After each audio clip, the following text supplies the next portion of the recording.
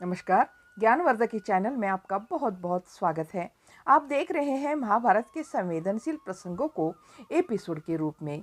पिछले वीडियो में आपने देखा होगा कि भीष्म पितामह अब द्वैपायन ऋषि के आश्रम से वापस निकल पड़े हैं।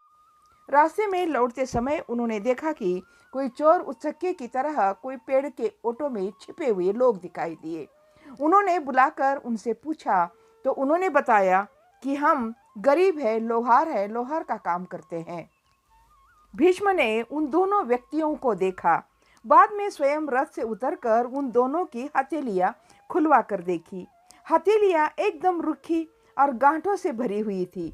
उन्होंने पूछा, तुम्हारी गाड़ियां कितनी दूर है? उनमें से एक व्यक्ति ने कहा, वो देखिए उस पेड़ की ओट में। वे उस ओर चल पड़े। उनके पीछे सुकेशी तथा घोड़ों से उतरे चारों अश्वरोही भी चल पड़े। उन्होंने पाँव में कुछ नहीं पहन रखा था। तलवों को खूब धूप चलना सुखद लगा। मन उसी में मग्न हो उठा। वह देखिए गाड़ियां हैं, कहते हुए सैनिक ने दिखाया। बैलों के जुए खुले नहीं थे, वे बिदके भी नहीं, चुपचाप फुफकार रहे थे। कमाए चमड़े से मड़ी छत वाली गाड़ी के भीतर भट्ट के बताए सभी सामान थे, पर स्त्रियां और बच्चे नहीं थे। भीष्म ने पूछा, स्त्रियां और बच्चे कहाँ हैं? वृद्ध लोहार बोला, डर के मारे भाग गए।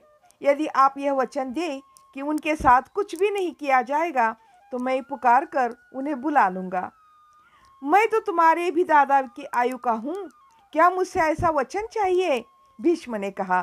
तब उन्होंने कहा, आप तो राजा जैसे दिखते हैं और यह सैनिक, कहकर उसने नम्रता से बात बीच में रोक दी और दोनों हाथों की उंगलियां एक दूसरे में फंसाकर हथेलियां जोड़ दी।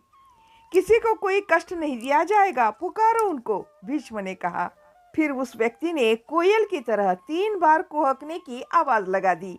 बाद में आ जाओ, मैं बुला रहा हूँ, गाड़ी के पास आ जाओ, 2 बार कह दिया। थोड़ी देर में पेड़ों के बीच सरसराहट हुई। भट्टों के कथनानुसार 50 से ऊपर की एक स्त्री, 6 वर्ष का एक लड़की, 4 वर्ष का एक लड़का और दूसरी स्त्री की गोद में 2 वर्ष का एक बालक था। वे आ पहुंचे। बुढ़िया के कंधे से एक साधारण सा धनुष लटक रहा था, पीठ से तुनीर बंधा था। बड़ी लड़की के हाथ में भी धनुष बांध थे। पीछे आने वाली छोटी स्त्री के कंधे से भी काफी बड़ा लोहे का धनुष लटक रहा था, पीठ पर तुनीर था। भीष्म की दृष्टि उस छोटी स्त्री पर टिकी। वो पूरे दिनों से थी, उभरे पेट के भार को संभाल न पाकर धीरे धीरे चल रही थी। कंधे से छाती तक पतली थी, बाद में उभरा हुआ गोल पेट था। सब आकर एक साथ अपने अपने पुरुषों की ओट में खड़ी हो गई। भीष्म ने पूछा, ये कौन है? ये पत्नी है। उधर ओट में जो खड़ी है वह मेरी बहू है।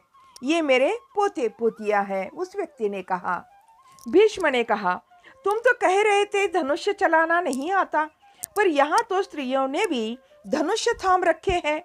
उस व्यक्ति ने कहा, केवल आत्मरक्षा के लिए, छोटे मोटे जंगली जानवर।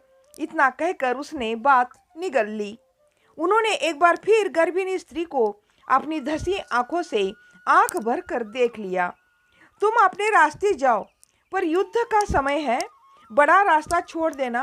5-6 दिन किसी गांव में ठहर जाना, पास के अनाज को कहीं छिपा कर रखना, बस। इतना कहकर वे रथ की ओर चल पड़े। तभी धूप पांवों को सुखद ही लगी। रथ पर बैठकर जाने की अपेक्षा धूप पर चलने में उन्हें सुख कर लग रहा था। सुकेशी ने उनकी बाह पकड़कर उन्हें रथ पर चढ़ाया और तकिया ठीक करके यात्रा शुरू की। राह में दोनों ओर पेड़ थे, सामने श्वेत आकाश दिखाई पड़ रहे थे।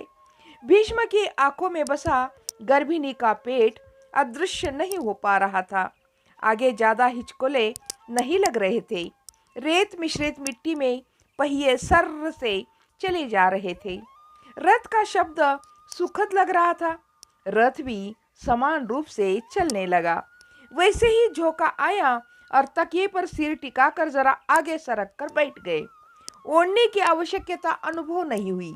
एक बार जरा आंख लग गई, बहुत अच्छी नींद आ गई। साथ ही रथ के चलने का भी बोध हो रहा था।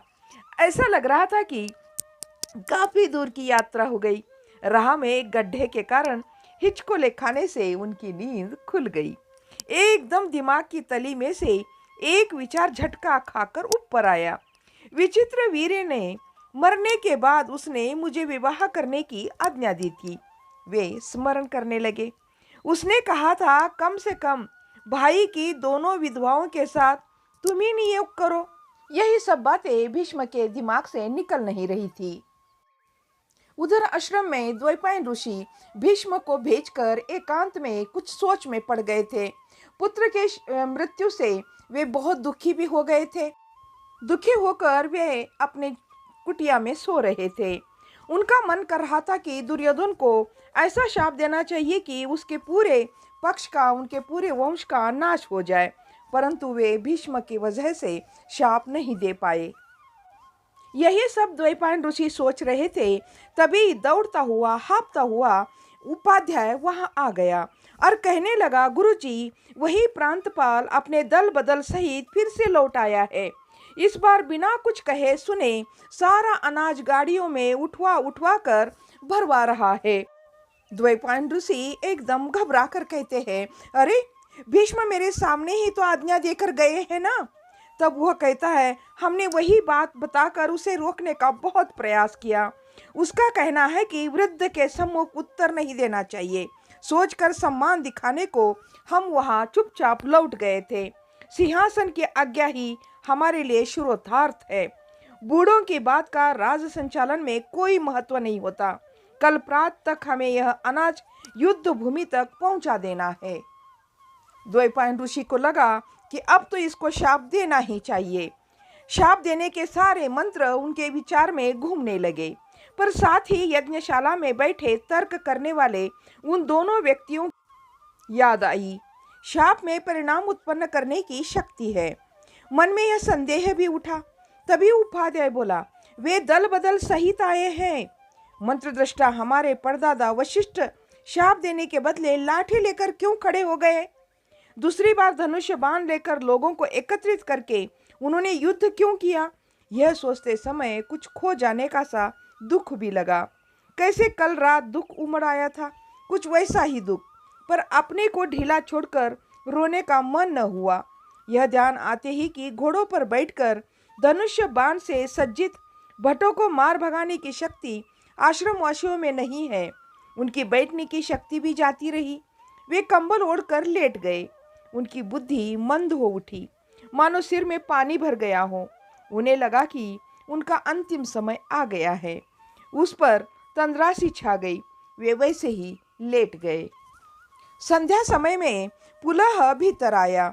उसके पीछे चारों प्रमुख शिष्य पैल, वैशंपायन, सुमंत, जैमिनी और साथ में वे दोनों नास्तिक अर्थात वृष और अनरण्य भी आए थे।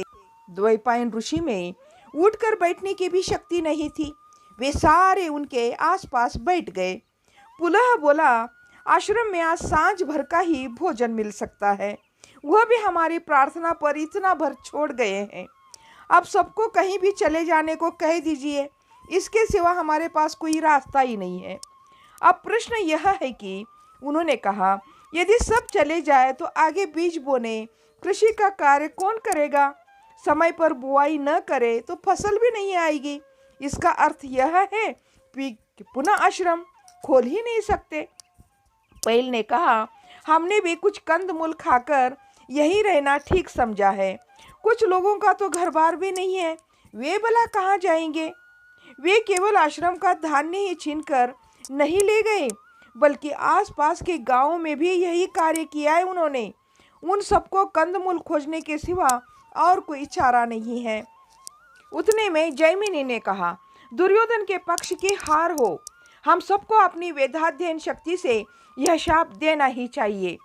आगंतुक वृष ने पूछा, हम सब पांचाल की ओर से होते हुए आए हैं, वहां भी गांव-गांव से अनाज बलपूर्वक छीन छीन कर संग्रह किया जा रहा है, वहां भी लोग ऐसे ही शाप दे रहे हैं। जैमिनी ने कहा, अब तो दुर्योधन को शाप देना ही पड़ेगा, शाप में बहुत बड़ी शक्ति होती है। उतने में आगंतुक अनरण्य ने पूछा, प्रांतपाल और उनके साथियों को आप लोगों ने शाप देकर यही क्यों नहीं मारा? सबको दुर्योधन का बहुत क्रोध आया था, लेकिन सब शांत, कुछ न बोलते हुए बैठे हुए थे। इस तरह से युद्ध करने का जो निर्णय दुर्योधन ने लिया था, उससे कितने जनों का नुकसान हो रहा था। तो इस कहानी को करते हैं यहीं पर समाप्त। इस कहानी का अगला भाग अगले वीडियो में जरूर देखिएगा। सपोर्ट बनाए रखिएगा। जय हिंद, जय भारत।